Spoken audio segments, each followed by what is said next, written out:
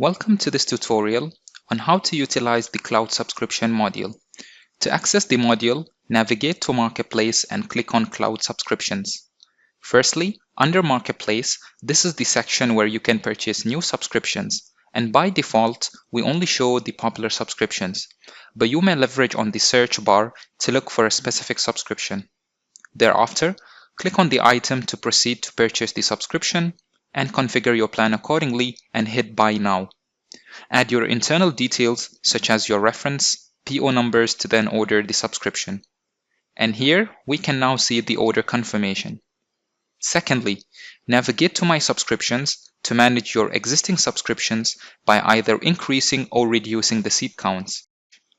Likewise, input your internal details and thereafter update subscription. Besides, you may also view the different domains connected as well as leverage on the toggle to switch between 365 Simple or Azure Simple. Lastly, navigate to the Orders section to track newly purchased subscriptions as well as track changes made on existing subscriptions.